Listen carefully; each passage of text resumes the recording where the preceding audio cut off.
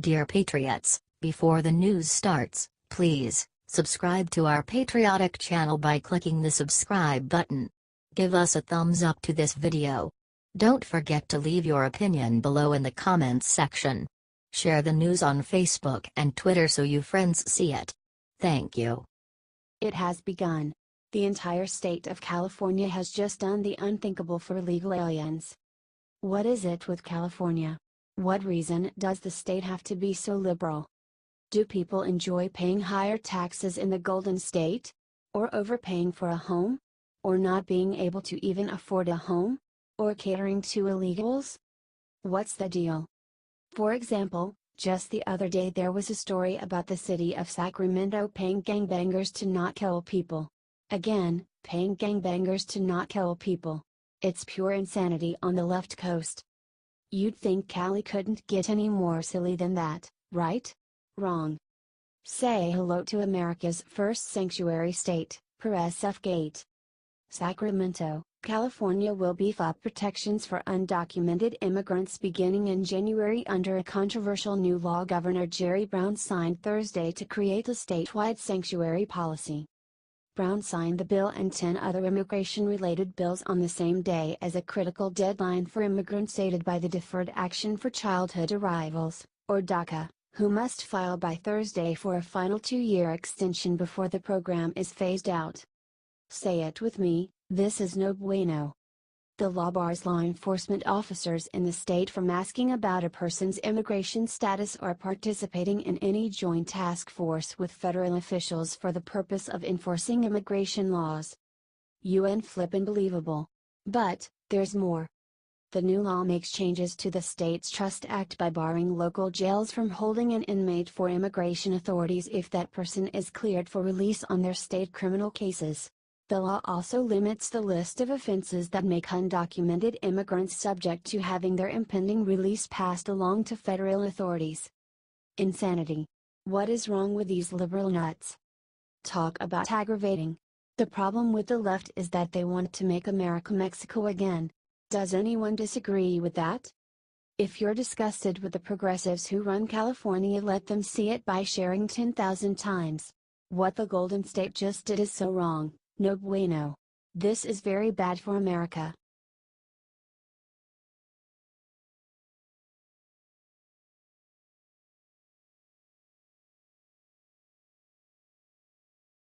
During dinner last night, Republican donors stood up and hit Mitch McConnell right where it hurts. Mitch McConnell got some career-ending bad news during a dinner with top Republican donors last night. When he was called out to billionaire Robert Day's house in Los Angeles, McConnell knew it was not good. According to several people at the dinner, the conversation started getting very heated until finally oil and gas investor Thomas Wachtel stood up from the table and shouted at McConnell, "Just do something." Yes. This is how we all feel. Of course, that was not the end of the conversation. Now, according to Wachtel, many of the normal Republican donors are refusing to fund the incumbents because of how disappointing they have been. Thomas Wachtel actually spoke to Politico after the story had come out, telling them, "Anybody who was there knew that I was not happy. And I don't think anybody was happy. How could you be? You are never going to get a more sympathetic Republican than I am, but I'm sick and tired of nothing happening." Look, I agree with Wachtel. Our incumbents generally suck. Frankly, even plenty of the ones who have been helping still aren't worth keeping around. Would anyone be sad to see Lindsey Graham replaced? Just because you vote Republican does not mean you have to vote for incumbents. That's why we need all y'all to go out and vote during the Republican primaries. That way, we can come together to beat the Dems again in 2018. Oh, and share this out to every other Republican voter you know.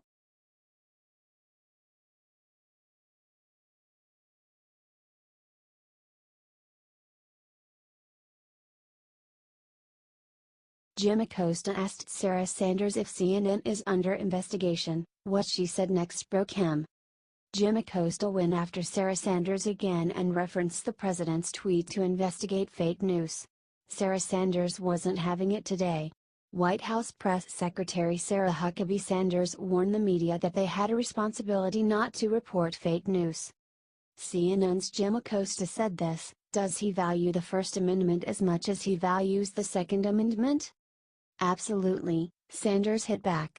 The president is an incredible advocate of the First Amendment, but with the First Amendment, with those freedoms also come responsibilities. And you have a responsibility to tell the truth, to be accurate. I think, right now, when we've seen recent information that says that only 5% of media coverage has been positive about this president's administration, while at the same time, you have the stock market and economic confidence at an all-time high, ISIS is on the run, unemployment is at the lowest level it's been in 17 years, we've cut regulations at a historic pace, we're fixing the VA for our vets, she complained. You've only found 5% of your time to focus on some of those issues.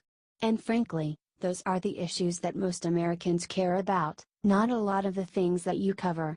Not a lot of the petty palace intrigue you spend your time on.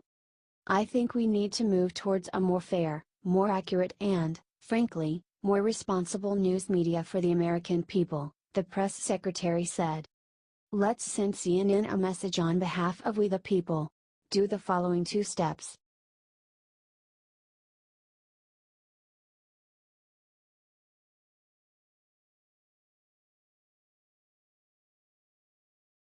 Trump beats the Pope. What Trump just did will have him fuming. Donald Trump just accomplished something huge, and all he had to do was take down the Pope in the process. His latest accomplishment comes after an odd rivalry between the two giants. Trump's feud with the Pontiff was easily one of the most bizarre moments in the already bizarre 2016 race. The men mostly sparred about immigration, and the battles were often instigated by His Holiness. Conservative Christians were then forced to choose. Do they support the leader of their party? Or the leader of their religion?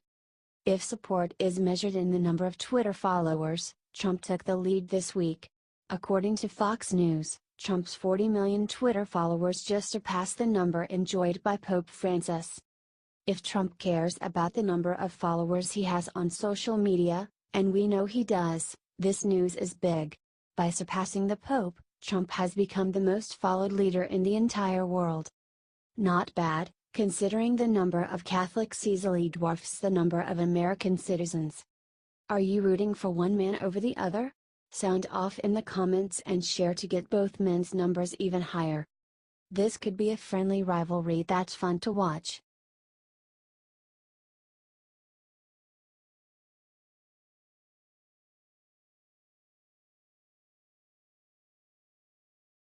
Moments ago this NFL protester lost major endorsement, football fans freaking out. Cam Newton is an NFL superstar, the 2015 MVP, and normally an all-around good guy. However, like many of his peers in the No Fun League, Newton has protested against President Trump. Newton might not have kneeled, but he did raise the Black Power fist this past Sunday. From New York Times. Later, in the fourth quarter of a close game, Newton pushed and bowled his way into the end zone, then leapt to his feet, bowed his head to his chest and raised a clenched left fist above his head, an echo of the Black Pride salutes that emerged in the 1960s. It was to signify Black Power, Newton said after the game, but more important, I pray every night for God to give me a pinnacle to give people hope. As if that weren't bad enough, Newton yesterday made a sexist comment toward a female reporter. Today, Newton has lost his lucrative Dannon yogurt endorsement, per Bleacher Report. Yogurt company Dannon announced Thursday that it has cut ties with Carolina Panthers quarterback Cam Newton as a spokesman for the brand. Yikes! Newton has now been exposed as a racist and a sexist. What a combo! Do you think Dannon made the right call? Let us know in the comments section.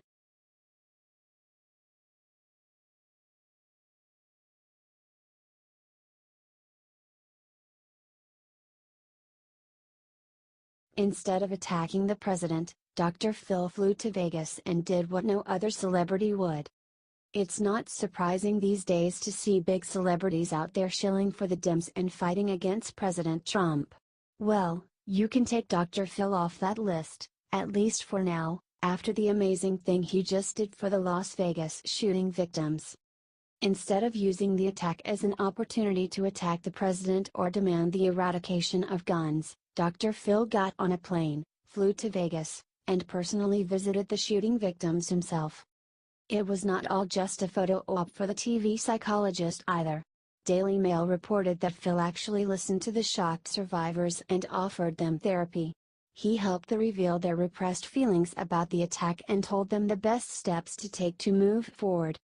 He even ended it with a unifying message for the whole country instead of the normal Hollywood blabbering we are used to. We saw Americans rally together. We saw them helping each other get out of this killing field. We saw them lined up around the blocks standing for hours to give blood. We saw the American spirit come through. America is alive and well, and this isolated event is not going to break the American spirit. If you agree with Dr. Phil that the American spirit is alive and unbreakable despite all these attacks meant to ruin us, share this out and let our enemies know they will lose.